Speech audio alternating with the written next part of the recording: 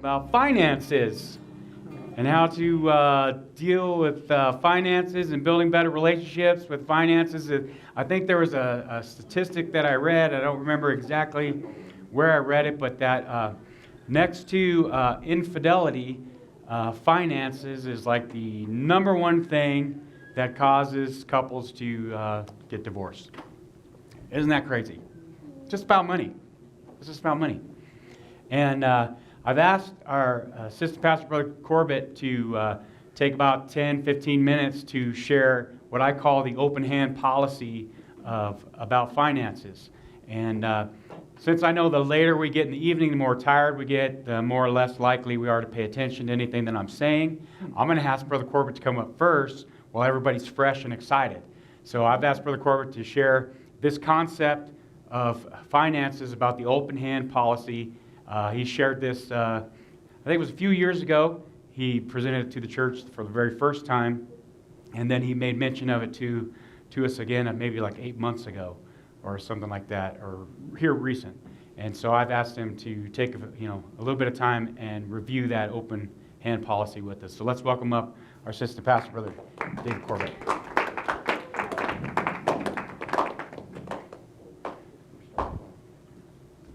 Praise the Lord, everyone. Everyone excited to be in the house of the Lord on Wednesday evening? Woo! All right. Does anybody remember when we talk about open hand? Does anybody remember what that means? Besides my wife. I just remember like more can go in and out instead of if it's closed, they can't get in. That is a really good summation of the whole teaching or doctrine. Thank you very much for coming. We're all going to get out really early tonight. No, this was something that I came across. It wasn't original. I'm not saying it wasn't from the Lord, but it wasn't my original thought.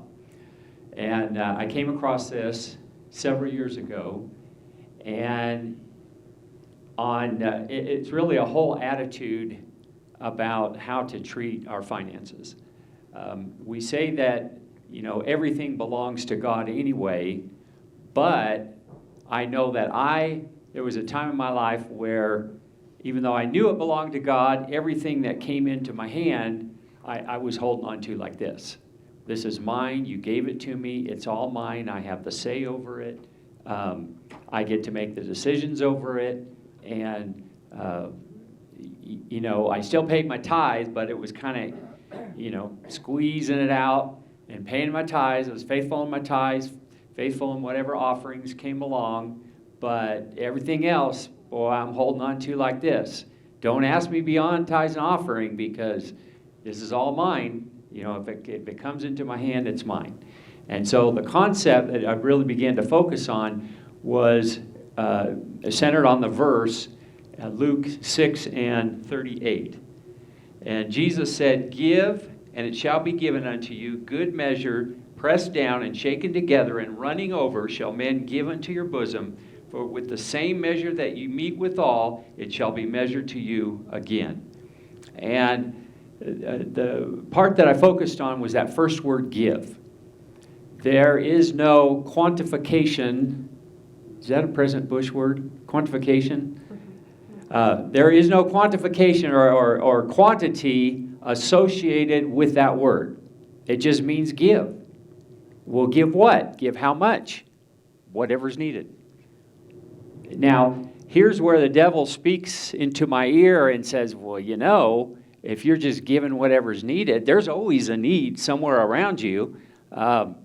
And so pretty soon, you're not going to have any money left in your hand.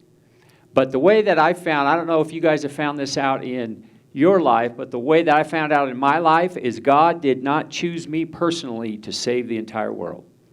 He didn't choose me personally to help the entire world. He just chose me to speak to those salvation around me and to help those around me. And He brings the needs into my life of people around me, and then He'll prompt my heart, prompt Cherie's heart, of how that we can best help. And it's not always finances. It could be, whoever, just an ear to listen to someone. And here's God's part. If I'll just give whatever the need is, then he will give back to me, pressed down, shaken together, and running over. Now, an open hand giving isn't in the shape, I know, of a cup. But if you think of a cup, pressed down, shaken together, and running over, it's more than the cup can hold. So if God said he would do that back to me, there is no fear of keeping my finances, holding them like this, because he will always fill my cup to overflowing. So whatever's needed around me, just fill the need. And then God will fill it back to me. And Cherie and I are living witnesses. So it's probably been close to 20 years that we have had this attitude with our finances. And not once have we ever gone hungry. We've never gone without shelter. We've always had transportation. We've always had clothes upon our back. Sometimes they weren't brand new, but, we're kind of into retro anyway. So we've never done without. And here's can I give a testimony?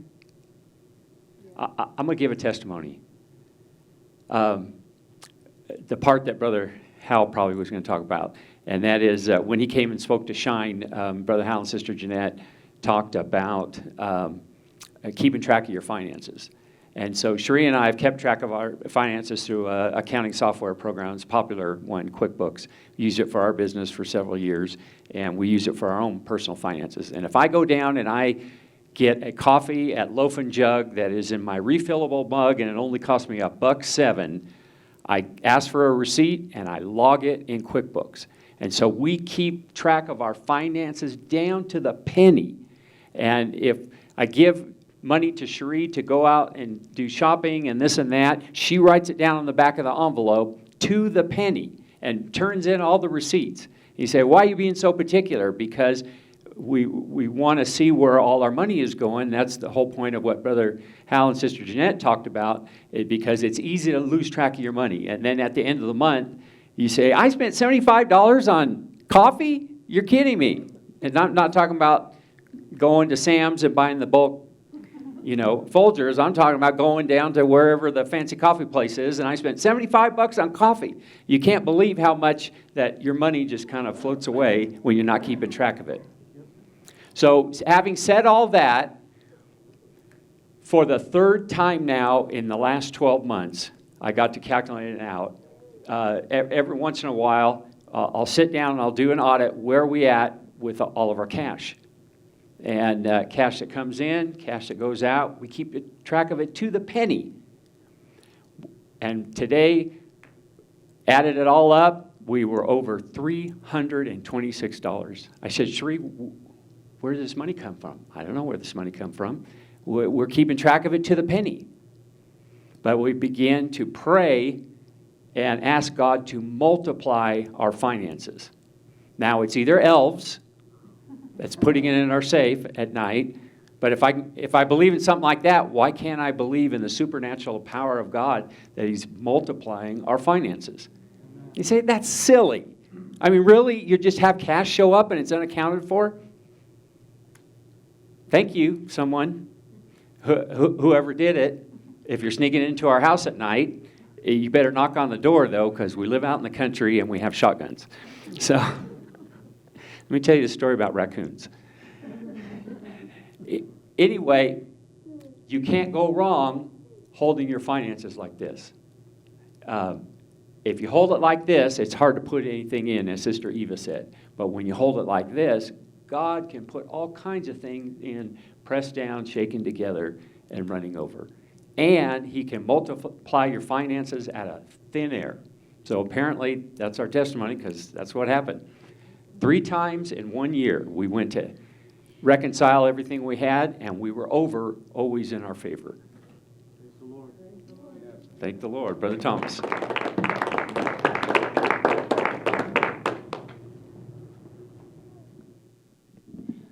All right, so open hand, right? Amen. Now, we have here recently, too, spent a lot of time in our regular services talking about tithes and offerings and that kind of stuff. So I really am going to, for the most part, step away from talking about tithes and offerings. That's pretty much a given. It's been covered from sermons and teachings and all that. So pretty much going to figure that everybody has got that part down. And but what I want to do is I kind of want to start from kind of what Brother Corbett alluded to last week, and something that Sister Jenny mentioned last week. Oh, everybody perks up.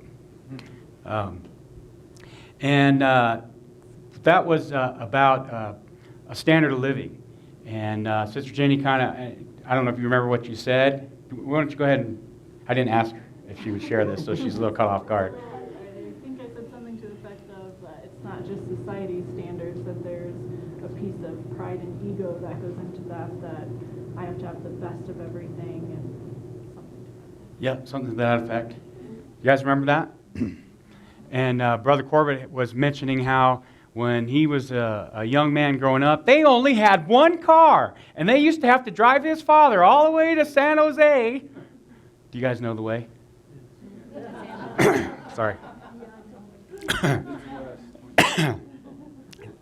And how it wasn't until 1987 when they finally got, there was 2 cars or something like that. I don't remember the exact year. But I'm going to quote directly out of the couple checkup book, because I want to kind of focus just for a moment, because we're going to be talking about finances and those things that can have an adverse effect on our finances, and then I want to talk about briefly those things that we could do to kind of help our finances and deal. Not that anybody in here has any financial problems or anything like that, but I have been at both ends of the perspective, from not having 2 nickels to rub together to having 2 nickels to rub together. And I have been everywhere in between. And but I read this, and this was written, I think it was 1998 when this was published. This quote was published, but it still has resonance with me today. And it says, as a nation, America has had an enormously productive economy, affording an abundance of luxuries and material goods. Today, even lower class individuals often have access to things such as heat and air conditioning. I'm getting air conditioning in my house this week. I am a lower class individual, and I'm super stoked to get air conditioning, which is just a sidebar, sorry. Which were considered luxuries even to royalty years ago. Brother Corbett mentioned this last week, that just our standard of living in America, kings and queens live like this in other parts of the world, and nobody has a standard of living very much like we do here in America. Compared to the 1950s, people in the U.S. in the 1991, compared to the 1950s, people in the U.S. in 1991 owned twice as many cars, drove 2.5 times as much as they used to every year. In fact, the word more accurately describes much how our lifestyles and possessions have changed over time.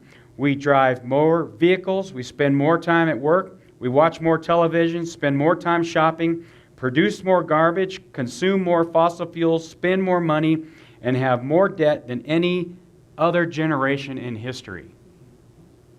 There is a clear upward trend in our consumption habits, everything from the size of our homes we live in to the amount of food we waste, yet it seems as though our ever-rising standard of living has not resulted in a higher quality of life.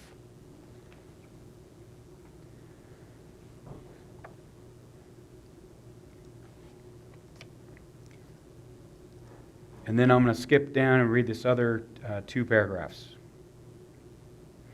Unfortunately, the activities we eliminate are often those that add quality and dimension to our relationships. Those activities would be spending time with our families, doing other things like that, as opposed to working all the time and watching TV all the time and paying attention to I'm even going to add our smartphones all the time, because your smartphone is really not a social device. It's really kind of an anti-social device, because it actually separates you from having human contact with one another, but that's my own opinion. For example, the average American spends 28 hours a week watching television, 6 hours per week shopping, but only 42 minutes per week playing with children. That's like a crazy statistic. The endless pursuit of more income to pay for bigger mortgages or to buy more stuff we do not need, insufficient time and energy to enjoy family, friends, and outside interests. How can we live a quality life in an endless pursuit of more? In their book, Psychology and Consumer Culture, these two individuals posit that cultures of overabundance and greed leave people disconnected between their wants and their needs. The authors also make a statement that materialism appears to be toxic to subjective well-being and is damaging to relationships. Materialism refers to the preoccupation with money and material goods. It often manifests itself as the purchasing of new goods and services with little attention to their true need. Durability, product of origin, or the environmental toll of manufacturing and the disposal of those items. Material goods have no intrinsic value and are so promoted relentlessly by corporations who profit from the sale of these items. Problems with mindless, excessive consumerism is far-reaching and have been documented to negatively affect society, the environment, and the economy, but this discussion will end here. And we're going to talk about building better relationships and how to deal with our finances, right? So I thought those were some interesting quotes of about our American society today. What do you guys think about that? If I really want my wife to stay home with my kids, do I really need to have a 4,000 square foot house or drive 2 new cars every other year? Or can I make a way, if we choose to as we mentioned the roles last week, is there a way to lower my standard of living, still have a higher quality of living, and still be able to meet all those obligations with that open hand? Or do I need that 4,000 square foot house and those 2 brand new cars, and every time a new smartphone comes out, I need to go buy that new smartphone or anything else? Ooh, shiny. Ooh, shiny. Ooh, shiny. Right? It becomes a financial strain, and that financial strain becomes a problem in the home and in the marriage, especially if we haven't developed any of these techniques or any of these things that we've been talking about on how to resolve conflicts, on how to communicate with one another and do all those things. So basically, all these things are building blocks for us to build upon. Now, Sister Jenny talked about a little bit about socialization and how we view different things. Well, how we view money, we've been socialized ever since we were born into this world and indoctrinated in certain things by schools, by the television shows we watch, by the music that we listen to develop certain ideas and concepts that we have about money. And money is, you can look at money in several different ways. And the book mentions 4 different ways. You can look at money as security. You can look at money as control. You can look at money as status.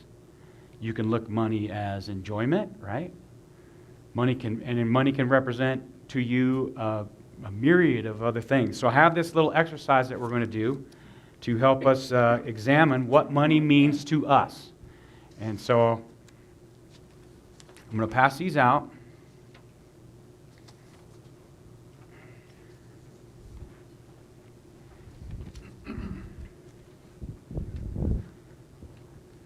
I don't have pens, so.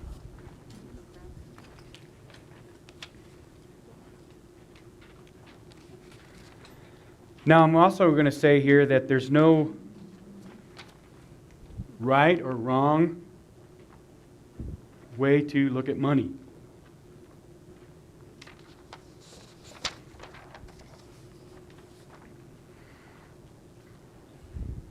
And I'm also going to go out on a limb here and say there's no specifically right way to deal with your money and your finances, but there are sure a whole lot of wrong ways to deal and work through your finances.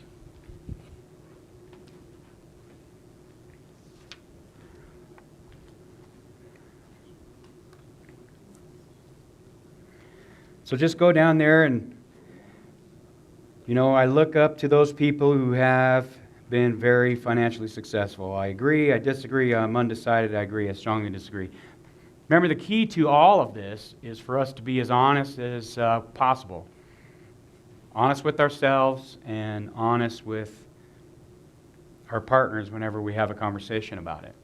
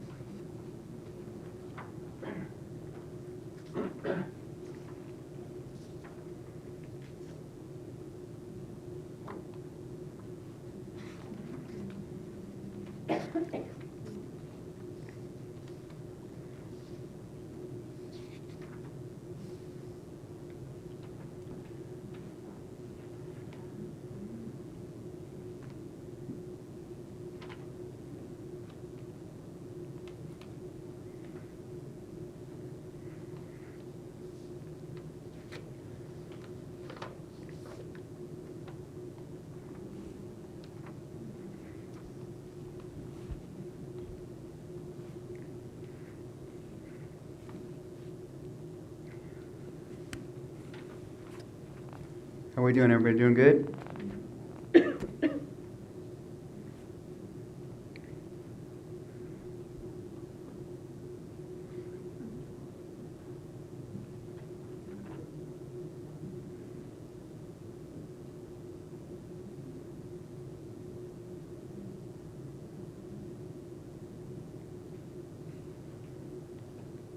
All right, here comes the math. Are you ready for the math?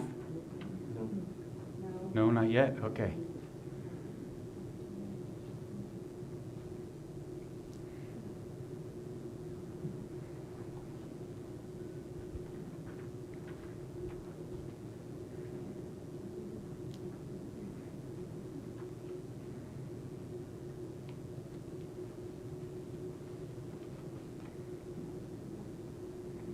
Ready for math?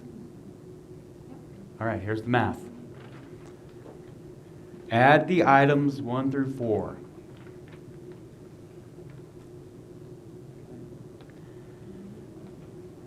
Add the items 5 through 8.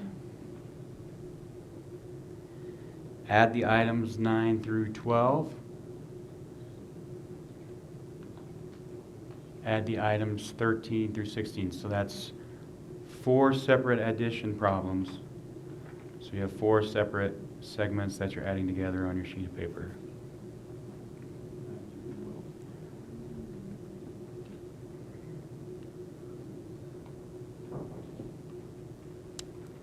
Can you say that one more time?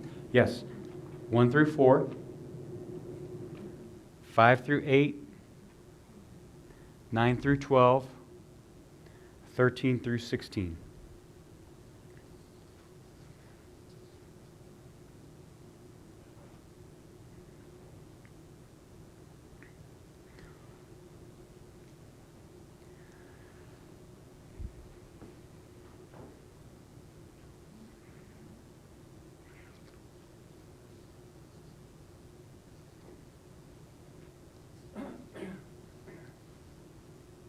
All right, got those done? So, money as status, this is the items 1 through 4.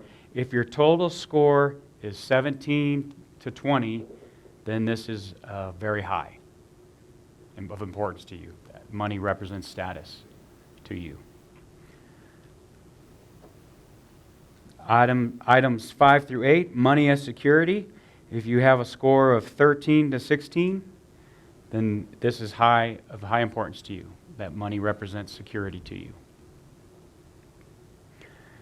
Money as enjoyment, items 9 through 12. If you have a total score of 9 through 12, then it's moderately important to you. What's that? 9 through 12. 13 through 16. If you have a score of between 4 and 8, then this is of low importance to you. So it's just a little exercise to help kind of, if you haven't really thought about it, what money means to you, what you feel as status, security, enjoyment. You know, it's somebody that it's important for them to money represents security. They probably have more of a tendency to be a saver, right? They're probably wanting to hold on to their money a little bit. Somebody who views money as security is going to be a saver. Somebody that views it as status is going to probably be real liberal with their spending. They're going to be the ones, ooh, shiny. I have this perfectly great smartphone that works perfectly great, but this is new and shiny and brand new, and it has 3 cameras on it. Did you guys see the new iPhone has 3 cameras on it or something like that? What's $1,000? Let's get one, right?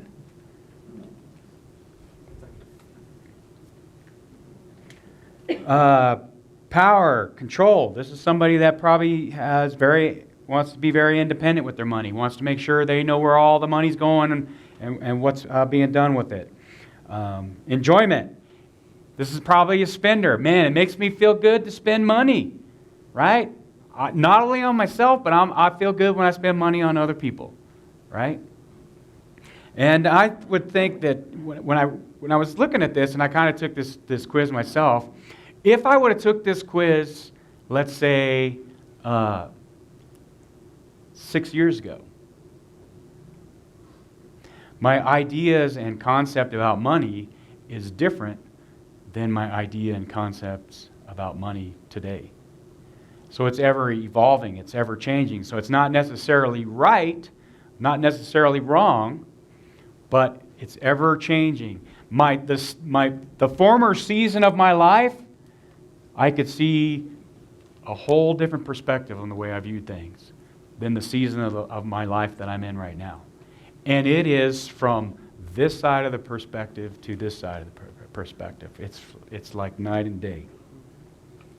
And anybody find something out interesting going through that? So what is helpful is when you talk to your partner, if one of you is a super spender and one of you is a super saver, for you to come to a compromise and work together, right? Not that you should save everything, not that you should spend everything, but that you can have a conversation about it, recognize where your strength and or your weaknesses are, work together and come up with a plan to work through your finances. Now, there's, even we started talking about our finances even today. And even today, I just got a little tight. It is really an uncomfortable subject to talk about my finances, even with my wife. We weren't arguing, we weren't fighting, we were just discussing, but just inside I could just feel myself like, tighten it up. It's really not a comfortable topic to talk about. Even, for Eva's fine. She doesn't ever get upset or nothing. It's just me getting tight. And she could see it too. She could see, she's like, you better settle down before I knock you down. I was like, okay. She didn't say that. But there was a commercial on, now this got Sister Eva worked up. There was a commercial on the radios, and it played like every 2 hours. I'll try my best not to say the name of the company, but it talks about your credit. And they would say this one line that just irked us. And it was, you don't want your mom to know. You don't want your friends to know. right? Talking about your credit score.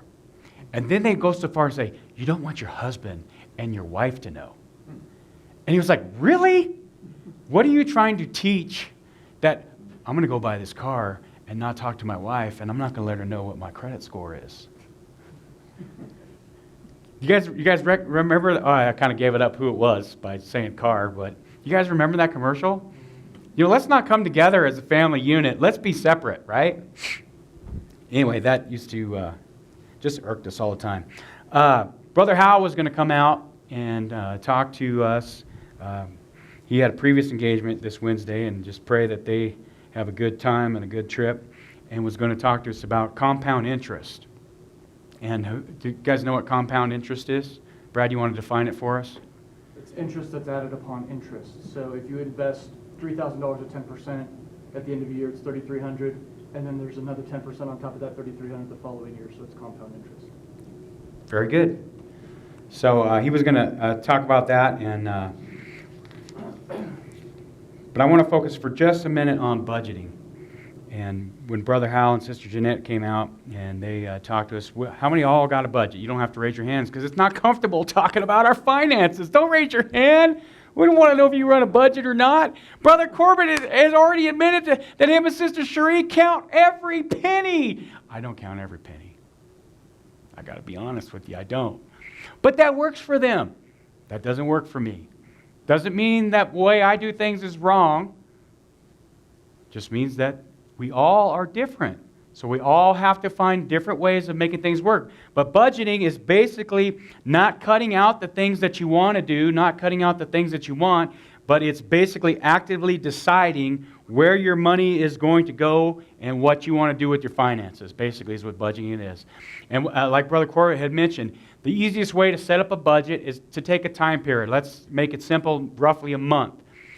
Account for every penny that you spend. Every penny that you spend. Keep the receipts, do all that stuff.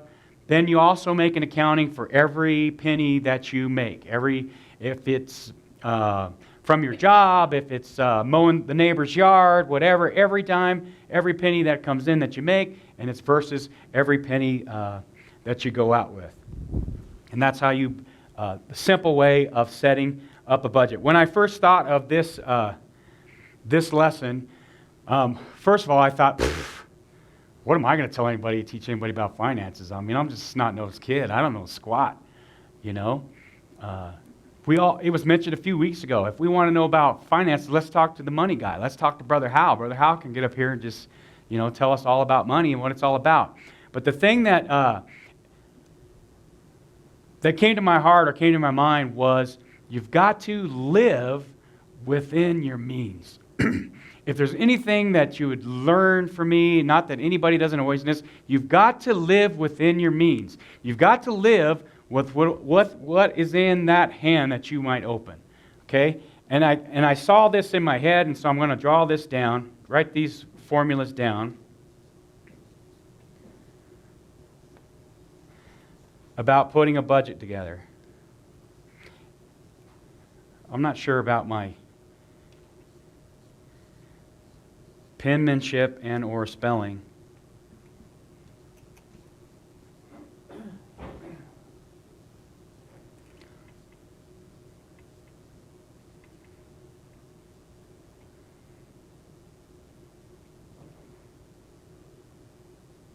And I broke it down into three different things, three different ideas about budgets and how to figure out budgeting and what's successful and what's not. And that is if your income, which is all the money that you bring in, is less than your expenses, bottom line, you're in trouble. More likely, you're not a happy couple. More than likely, there is lots of conflict. More than likely,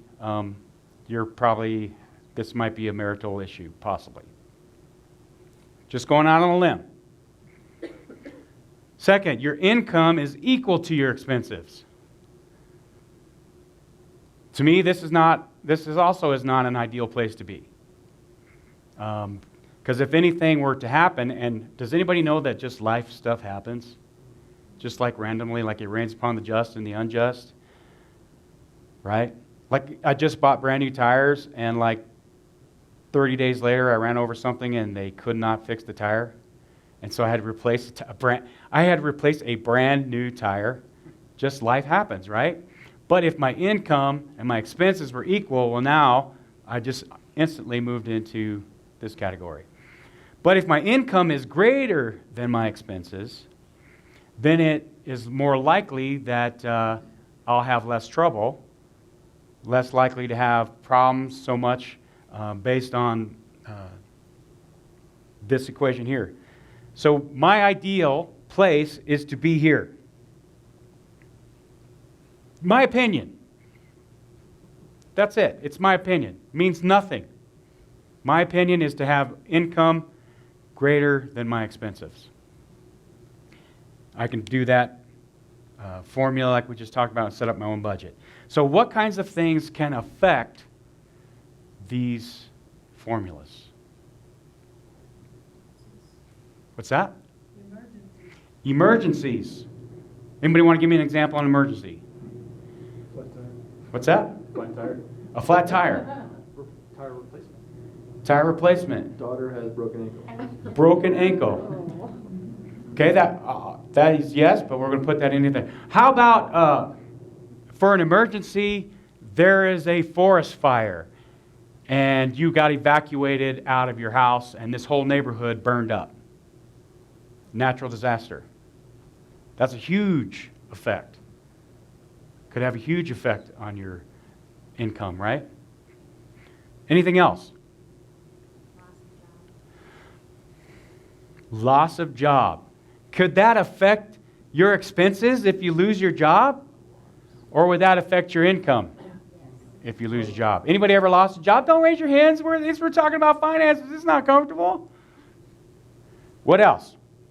Not tithing. Huh? Not tithing. Not tithing. Could affect your give and take, open hand policy ratio. The thing that I enjoyed about Brother Corbett's presentation of this 2 years ago was that he said, when we want to buy a toaster, we ask God, what toaster should we go and get?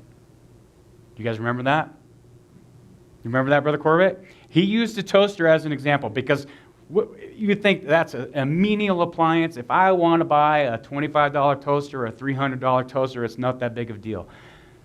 If God is in charge of all of this, and it is all His, and all I am is a manager of this, then He makes the decisions, right? Even on something that we might consider so menial as purchasing of a toaster, right? I'll just go down the list. Hour reduction. If you all of a sudden no longer get 40 hours a week, or the amount of hours that you're working that you're used to, that you base your income on, now you all of a sudden are running a deficit, right? Incidentally, 2018 was the first year since I've been at my current employer that I've received 40 hours a week for 52 weeks. And I have been there for over 16 years. The very first year. I was on course for that this year, but going to go on hour reductions. Emergencies, that was mentioned. Equipment breakdown. Anybody have car trouble? Flat tire? Anybody just, the transmission goes out and you've been taking care of it and you've been doing all the services, but the transmission goes out or something goes out or the dishwasher all of a sudden pipe breaks and floods the entire kitchen area and now everything's ruined and there's mold and all that kind of great stuff. Nobody's ever had equipment failure like that. We have. At our house, the water doesn't stay in the pipes at our house. It affects this. And all of these affect our relationships with one another if we don't know how to communicate with one another. We don't know how to set up a budget. We don't know how to work through these things. What else can cause a problem with this balance? Family needs help, right? Mother or father's getting older and no longer can live by themselves. They need to move in. Brother and sister-in-law. Brother and sister-in-law can't take care of their house, and all of a sudden they need some help buying some food. So emergency need there, helping out with family. You help out with the need, right? You help them buy some food. That changes this formula for your budget. All of a sudden, you've got 2 nieces to come to live with you. Now your life's completely changed, right? That changes this balance. That changes this formula. That it changes how we have to deal with our finances. What else? I can afford a car payment of $250. I get a car payment with $400. I overspend, right? Causes a problem with this balance. Any kind of loan that you get that you're not ready able to pay back causes a problem. Student loans are crazy ridiculous, right? No? Some of you guys got student loans? Here's another one. Children. I didn't plan on getting pregnant, and now I'm pregnant, and now we're going to have a kid. Oh my gosh, this formula, this balance is going to go out of whack. I've read a statistic today that in 2013, this is the cost, the projected cost of raising a kid from 2013 until they're 18 years old. Okay? And this is adjusted for inflation. $304,480. Now that's 2013, it's 2019. Cost of living's gone up since then. So $304,480 to raise a kid. Right now, it's anywhere from 9 to 22% of the total income of the family to pay for daycare, for childcare. That is crazy. We looked into, just for my nieces to have something to do during the summer, put them into a program, just at the Girls and Boys Club, right? Just so they had something to do, so they weren't just, sitting around picking their navel lint, right? It was $1,600 a month per kid. So what's that? $3,200. So for 2.5, 3 months, to give them something to do, I was like, well, that would have put us so way out of balance in our budgeting, right? What are some things that if you are facing a budget crunch and you are needing to adjust your income versus your expenses, what are some things that you could probably change to help you out in that balance? What are some unnecessary things? It's all necessary, right? It's all on your perspective, right? Going out to eat. That's a very good one. I can feed my family on roughly $8 that it takes me to buy the ingredients to make a pot of chili. Or we can go out to Chili's, and now I'm probably $50-$60, plus tip, right? Going out to eat, cutting back on your going out to eat. Anybody else? Starbucks. It's $4.50 for a cup of coffee.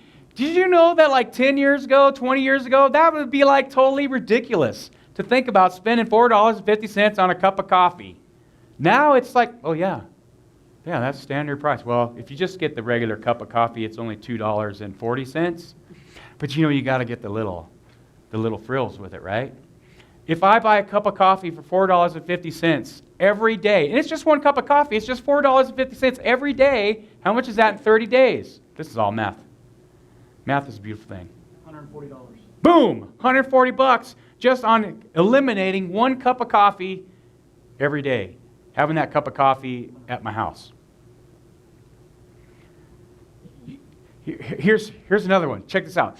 I really like, we went on this trip, right? And we bought these little Sargento snacks. We paid out the nose for the convenience of that little snack-sized container. Had we purchased a block of cheese, a bag of almonds, and a bag of fruit, and a bag of yogurt chips, and put them in little baggies, we would have been way ahead. But we kept buying these little, I'm paying for my convenience. But we would have been way ahead. Things like that. Knowing how to spend our money and pay attention to it. Cable TV is not a necessity.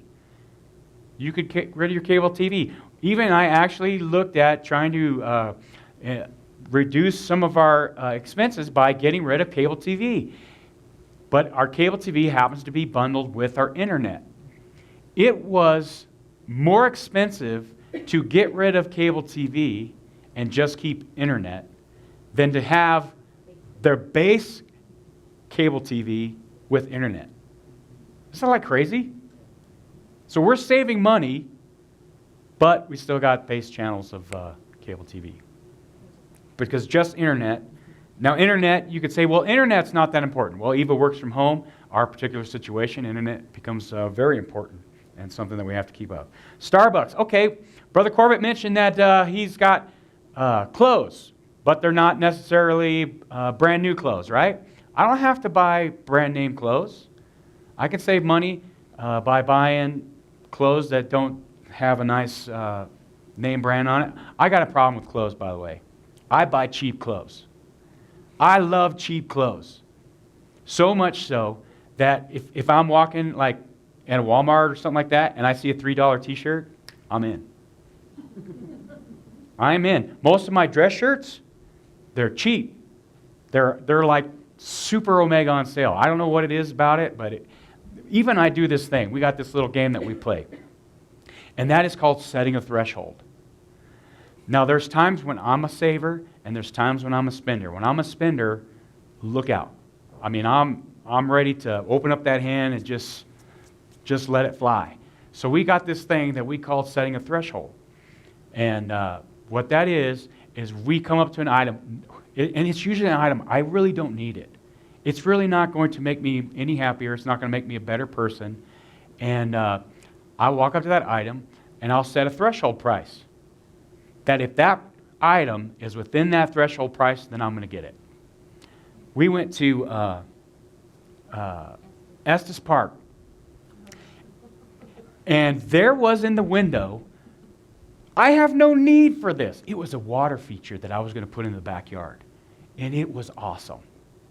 I was like, this water feature would set our house apart from every other house in the neighborhood. I mean, the church people would probably want to come over and see it and sit around it. It was just so awesome. What it was, now this is exactly what it was, is it was like this rusted old tub with two birds that sat on the tub, and it was like they would kick back their heads and open their mouths and vomit water. And they would do it back and forth. And I was like, that's the water feature I want for the house. That is awesome. And so we were like, she was like, really? I was like, that's it. That is the thing that we need for the back of the house. It's just going to just set everything up right there. Two vomiting birds. I mean, it was awesome. I'm telling you, you have to see it. I know it sounds horrible, but it was awesome. And so I like weird things. So I was like, boom, I set a high threshold for this. I mean, I wanted this. I was like, all right, I'm going to set. I even really tried to really think about it. We're talking about rusted metal, a little water pump. Like, how much could this possibly be, right? So I was like, all right, I'm going to go $65. Boom! I'm going to get this, right? $65. I set a $65 threshold for this water feature. Guess how much it was? I thought I was going to nail it. It was like $325 or something like that. I was like, really? It's vomiting birds, for crying out loud. $325? You can't overspend. Got to pay attention to that budget. There's a little game that Eve and I play about setting a threshold. Sometimes I set that threshold for those $3 shirts. If that shirt's $1.50, I'll buy it. You got to have discipline. I really want that shirt. Well, if it's $1.50, I'm going to buy it. That may not work for you. It works for Eve and I, and we have a lot of fun with it. And I will say 99.9% of the time, we always set the threshold way down there. That brand new car is 50 cents. I'm in. Anyway, don't get excited, folks. I don't have vomiting birds. If I did, I'd invite you all over to check it out, because it would be awesome. Here's a big expense of mine. Dry cleaning. I don't like to press my shirts. I don't want Eva to have to press my shirts. But in a crunch, I know how to use an ironing board. I know how to use a spray bottle. I know how to use starch. I could save money in my finances by eliminating my dry cleaning. We have to live within our means. And even if we're not living within our means and we're somewhere in this spectrum here, we have to be able to have that conversation with our spouse. We have to be able to come to terms with that and set those budgets. There is no right or wrong way, there is no really right be-all way to deal with your finances. You have to find out what works for you, but there is a lot, I've already mentioned, there is a lot of wrong ways to deal with your finances. And to just blindly not pay attention to it is a wrong way. We talked about compound interest. Brad mentioned it. If you save $1 a day for 10 years at 5% interest, compound interest, you'll gain $4,677 plus your principal, which would be roughly $365 or $3,650. So you've made your money plus because of the interest on the interest. Some rules of thumb. I'm sure everybody knows this. Try not to keep a balance on your credit cards. If you're paying a minimum balance on your credit cards, chances are you're paying just interest and penalties or whatever, or interest, and you're not going to knock that balance down. Is there certain times and situations that occur in life that maybe you can only make that minimum payment? Then you make that minimum payment. You adjust based on some of the things that we mentioned tonight to help you get through that. Use somebody else's money. How do you do that? Let's say I have this emergency. My washer or my dryer breaks down. My washer breaks down. But it just so happens that Home Depot is offering 24 months, same as cash, no interest. Making a decision with my spouse, can we afford within a 24-month period to pay for that washer, which is, whatever the cost of, that we can get that paid off within 24 months, that we don't have to pay any interest on that. So now you're using their money, see what I'm saying, to pay for something. Or go to the laundromat, work up a new line item in your budget to save $10 to $15 a month to pay for that new washer. Go to the laundromat and don't put it on a credit card that's charging you interest. And then in a matter of 8, 9 months, 10 months, a year, maybe you have enough money saved up that you can purchase that washing machine without having to pay somebody else to get that. Find a balance. Find out what works best for you. The interesting thing that I wanted to make mention about the open hand policy is, and something that I struggle with, and this is going to be an example about giving to the church, is I struggle sometimes because of pride when I think I need to give a certain amount of money. I need to be at a certain a level of giving. In setting up a budget a couple years ago, Eva and I were able to prepare for the heave offering. And we actually prepared for the entire year so that when they finally took up the heave offering, I had already been saving money so that we were able to meet that heave offering. And it wasn't, and it was just like, they took it up, boom, we had it, we was able to give it that day, and I was just like shouting glory hallelujah because we were able to do that. The following year, within a year's time, our finances got flipped upside down for reasons that are, not pertinent for us to hear. And I was feeling like trying to have that open hand policy. Lord, man, we were able to do this last year, and man, I don't want to step down from that level. And Lord, there's need in the house of the Lord and all this kind of stuff. And so I literally pray about, what should we give? What should we give? And I came up with a number. And I couldn't believe the number that I came up with. And I was like, okay, I'm surely just I'm being like this. I'm being a tightwad. I'm clenching my fist. Surely God, wants me to give more than that. Surely God. Really? I'm sure I could squeeze out some money somewhere or do something, I'll do a lemonade stand, whatever I got to do, and we could give more money in the heave. So I asked my wife, we had a conversation, what were you feeling about the heave offering for this year? And she said, X amount. And I was like, really? That's the same amount that I happen to be thinking about. All right. So we gave this amount. It was a less amount than I thought that I was putting a yoke on me that God didn't even want to put on me, but I was wanting to carry this yoke that I should have to give more because of whatever reason in my pride, whatever reason in my heart, whatever it was, I need to do this. But I was like, all right, God, Eva and I decide on this amount. I'm going to give this amount. I gave that amount. And within a 3-month period, there was 2 other opportunities that came up where there was a need that I was able to help out with that need.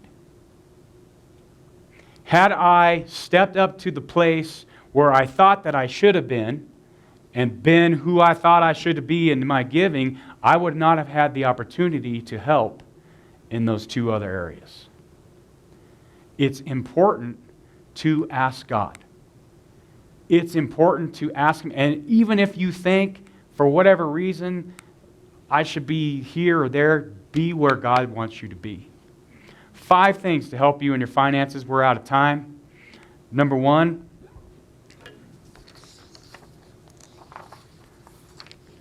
you got to have faith. If you're struggling, it's horrible. It feels like there's no way out. It feels like that there's just no end to it. You've got to believe that God is going to be there with you and that He's going to help you. He is going to. Regardless if it was my fault, the reason why I'm there in this financial debt, and He is full of abundant mercies. Not just in spirit, but also in finances and in the physical realm. You've got to believe that He is able. You got to believe that He is a rewarder that those if you will seek Him. You got to have the right attitude. You can't have a negative attitude. You've got to always try and be positive. Sometimes we get down, sometimes we get discouraged. But what is faith and attitude? It's the right attitude towards yourself and a right attitude towards God, right? It's feeling good. Brother Corbett mentioned that tonight about the right attitude. Third thing, you got to act. You've got to put a budget together. You've got to discipline yourself. You've got to do those things. The Word of God talks about being a doer, right? Be a doer of God's Word. Be a doer of those things that will help you, that God leads you and guides you to do. I've got to take that action and do that what is set before me. I've got to have patience. Got to have patience. Those who wait upon the Lord, what? They renew their strength, right? We're going to mount up on the wings of eagles, right? It may not happen. God could drop. I don't know anybody in the church that's just instantly won the lottery and dropped millions of dollars and took care of everything. But year by year, has been testified tonight, God blesses and God ministers. But you got to be patient for it, and you got to believe Him for it, and you got to seek Him for it. And that's the 5th thing. You've got to pray. You've got to be in prayer. You've got to ask God. You've got to seek Him for His help. And if He says X, you give X. If He says Y, you do Y. And you follow through with that. So these 5 things, faith, attitude, action, patience, and prayer, work hand in hand. And they'll work hand in hand in your relationship, and it'll work hand in hand in your finances. Prove God. And see. Thank you, everybody. Let's all stand.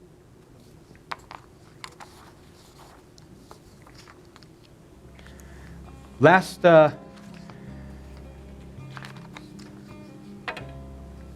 Kings 4, 1 through 8. You guys can look that up on your own. God cares about our debt and our finances. He told the widow, what do you got? She said, all I got is this pot of oil. Then I want you to go and ask all your friends and neighbors and everybody for empty pots. Okay, what am I going to do with these empty pots? I want you to go in and I want you to shut the door and I want you to fill those empty vessels with that pot. Prayer, attitude, action, patience, prayer, right? Faith. Faith was the first one.